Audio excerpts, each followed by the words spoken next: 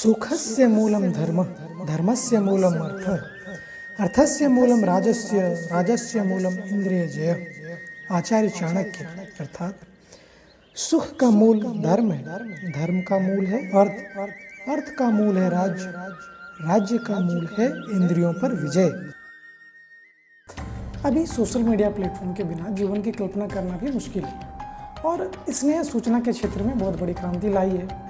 और आप कैसे कह सकते हैं कि इसने विद्यार्थियों के पढ़ने में रुचि कम कर दी है, बल्कि मैं तो कहूँगा कि इसने अध्ययन को और सरल तथा रुचिकर बनाया है, नहीं?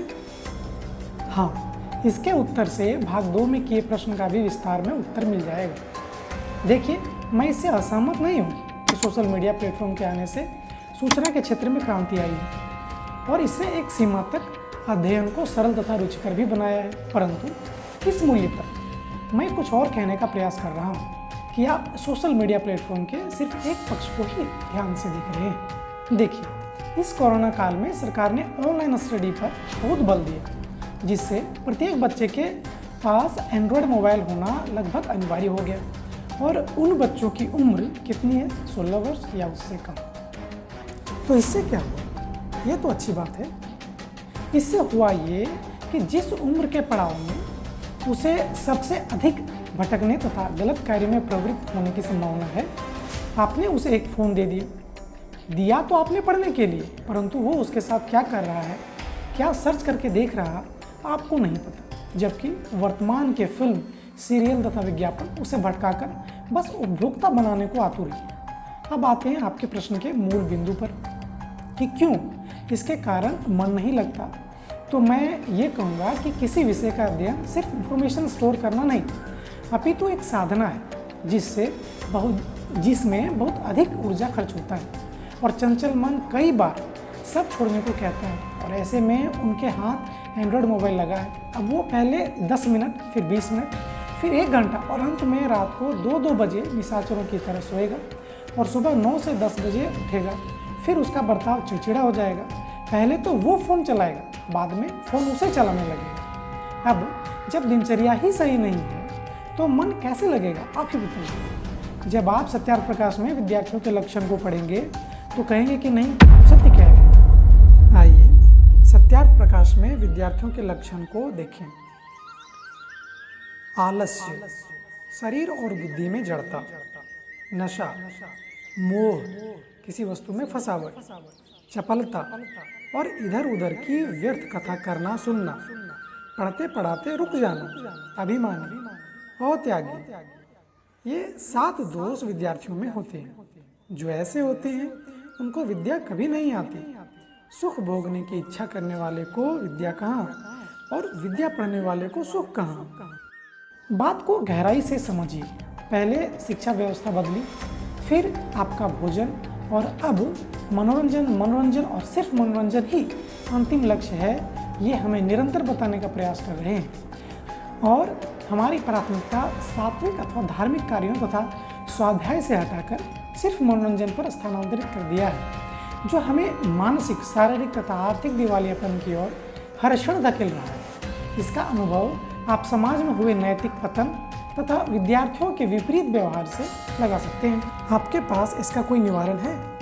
इसका एक ही निवारण जो कि मुझे लगता है वो है स्वाध्याय। स्वाध्याय का कोई विकल्प नहीं। लोगों को स्वयं के लिए 24 घंटे में कम से कम 1 घंटा निकालना ही चाहिए, क्योंकि जब से हमने स्वाध्याय को अपनी दिनचर्या से हटाया है तब से हम धार्मिक और सांस्कृतिक रूप से निर्धन होते आए हैं। महान ऋषि मुनियों तथा गुरु परंपरा से चलने वाला देश आज अपना तर्क वितर्क अथवा ऊहा शक्ति खोकर बस बाबाओं के फॉलोवर बनकर रह गया है। मेरा मानना है कि लोगों को कम से कम सत्यार्थ प्रकाश, जिसकी प्रशंसा अभी 14 सितंबर हिंदी दिवस के उपलक्ष्य पर गृह मंत्री अमित शाह जी ने भी की तथा श्रीमद् भागवत गीता का यथाशीघ्र पढ़ना आरंभ कर देना चाहिए। क्योंकि अगर आप अपने को धार्मिक कहते हैं तो सिर्फ बाहर से दिखे नहीं, यद्यपि ज्ञान अर्जित कर प्रति उत्तर देने के योग्य भी बने। ध्यान रखिए, युद्ध पहले विचारों की ही लड़ी जाती है, बाद में जमीनी स्तर पर आती है। और अब ये मत कहिएगा कि मैं बहुत व्यस्त हूँ, मेरे पास पर्याप्त समय नहीं है। समय होता नहीं, निकालना पड़ता है, क्योंकि सबके लिए समय 24 घंटे का ही है। आप फिर गलत विषय पर चले गए, मूल विषय पर आए। तो आप क्या चाहते हैं कि सब लोग मोबाइल चलाना छोड़ दें? देखिए, मैंने ऐसा तो नहीं कहा। इसको ऐसे समझिए कि आपके हाथ में एक चाकू है, तब आप इससे फल सब्जी भी काट सकते हैं और अपनी उंगली भी। मैं मोबाइल छोड़ने की बात नहीं कर रहा, बल्कि उसके सही उपयोग की बात कर रहा हूँ। ध्यान रहे, बच्चों को पढ़ने के लिए फ़ोन, टैब तभी तक दें जब तक आप उसके सामने बैठे हैं। अगर समय रहते नहीं चाहते तो उसका चरित्र, बल, बुद्धि, विद्या हरण करने के लिए सोशल मीडिया तैयार बैठा है। अपने बच्चों से कम उसका बचपन तो मत छीनिए, उसे बाहर की दुनिया देखने दीजिए, खेलने दीजिए, कुछ तोड़ कर बनाने दीजिए, मानसिक तथा शारीरिक स्तर पर बलिष्ठ होने दीजिए। आप अभी कह रहे हैं मोबाइल मत चलाओ, फिर कहेंगे टीवी मत देखो, फिर कहेंगे बाइक छोड़ साइकिल अथवा बैलगाड़ी पर आ जाओ। क्या आप हमें पाषाण काल में ले जाना चाहते हैं? हमने कुछ विकास किया भी है या नहीं? सबका उत्तर विस्तार में अगले भाग में देंगे, पर यहाँ संक्षेप में चर्चा किए देते हैं। क्या आपने कभी ये सोचा है कि भारत में इतनी संभावनाएं क्यों हैं? इसका कारण क्या है? क्योंकि यहाँ हमारे पूर्वजों द्वारा कोई भी आविष्कार अथवा खोज धर्म, संस्कृति, विज्ञान तथा प्रकृति विरुद्ध कभी नहीं किया। अगर वर्तमान की तरह प्रकृति का दोहन किया होता तो आज हमारे पास सांस लेने के लिए पर्याप्त ऑक्सीजन भी नहीं बचता। और अगर हम गरीब, अशिक्षित और अवैज्ञानिक ही थे, जो कुछ लोग कहते तथा कुछ अपने को समझते भी हैं, तो ये क्या है?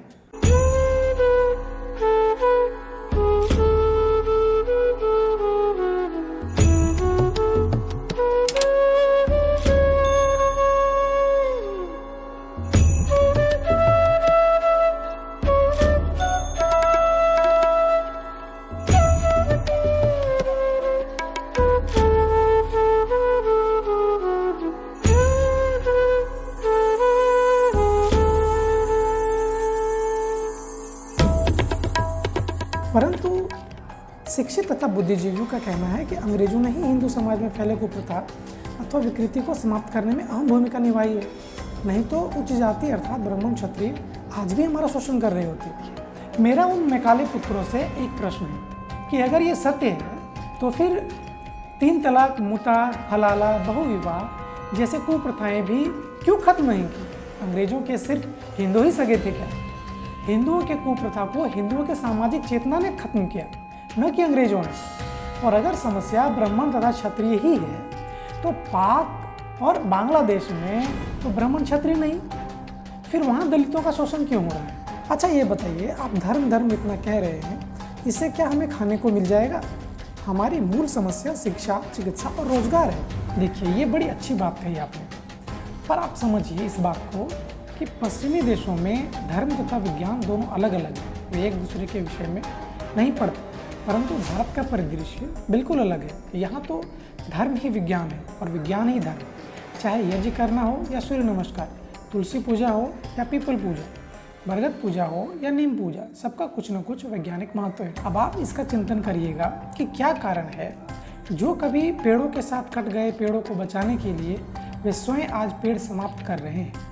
जो कभी अपने धर्म संस्कृति पर उठने वाले सभी प्रश्नों का योग्य उत्तर देकर प्रतिद्वंदी को निरुत्तर कर देता था, आज वही अपने धर्म पर प्रश्न चिन्ह लगा रहे हैं। तो आप इसके मूल में मूलतः यही 3 कारण पाएंगे। और मेरा मानना है कि बिना विदेशी वस्तुओं का उपयोग त्याग, स्वदेशी नहीं तो कम से कम देसी पर नहीं आते, तब तक आर्थिक रूप से संबल होना संभव नहीं। क्या स्वदेशी, क्या देसी, क्या विदेशी, मुझे कुछ समझ नहीं आ रहा। और अगर विदेशी वस्तुओं से समस्या है तो सरकार इसे अपने देश में आने ही क्यों देती है? मैं समझाता हूँ। देखिए, धर्म आपका है, राष्ट्र और समाज आपका है, तो इसके अच्छे भविष्य की चिंता भी आपको ही करनी है। और हाँ, ये आपका मनीष चैनल भी आप ही का है, इसलिए इसे लाइक, सब्सक्राइब करें तथा अपने सगे संबंधियों को भी तरह हमारे इस छोटे से प्रयास में अपना योगदान अवश्य दें। नमस्ते।